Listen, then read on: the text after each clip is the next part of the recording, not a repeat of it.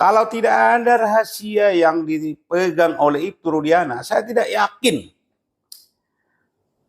Polri, Bapak Kapolri, Bapak Kapolda, ya kan, sebegitu pasang badan untuk menutupi rekayasa yang dilakukan Ibtu Rudiana di tahun 2016. Padahal kasat mata. Saya minta Kapolri periksa orang itu, bila perlu dicopot jadi Kapolres, dan tidak wajar dia untuk memimpin Polri ke depan. Kapolres mana, Dia Pak Susno? tidak berubah. Tidak saya sebut. Dimasukkan ke sumur, lubang buaya. Sekarang ini ada rakyat jelata, ya disiksa, disetrum, ya sama yang namanya.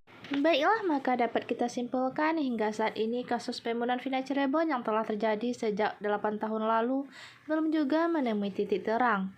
Penanganan kasus pembunuhan Vina Cirebon disinyalir syarat adanya kejanggalan. Salah satu pihak yang diduga merupakan dalang dari kejanggalan kasus Vina Cirebon adalah Ibtu Rudiana. Belakangan ini tersiar kabar bahwa Ibtu Rudiana telah dicopot dari jabatannya yaitu sebagai Kapolres Kapetakan Polres Cirebon. Sebagaimana diketahui, Ibtu Rudiana telah dilaporkan oleh keluarga terpidana yang diyakini merupakan korban salah tangkap. Karena Ibtu Rudiana adalah anggota polisi aktif, dalam Peraturan Kepolisian Nomor 7 Tahun 2022 telah disampaikan jika setiap anggota yang diduga terkait dengan permasalahan hukum sementara akan dinonaktifkan dari jabatannya.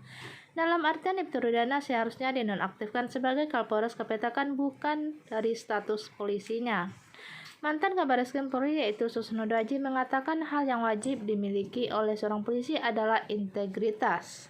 Susno Dwaji mengatakan bahwa seorang polisi harus memiliki integritas bahwa ia adalah pelindung, pengayom, dan penegak hukum. Ia menyampaikan 3 hal tersebut merupakan tugas pokok dari kepolisian. Karena untuk polisi yang pertama itu adalah integritas, ucap Susno Dwaji. Integritas bahwa ia adalah pelindung, pengayom, dan penegak hukum itu tugas pokoknya lanjutnya.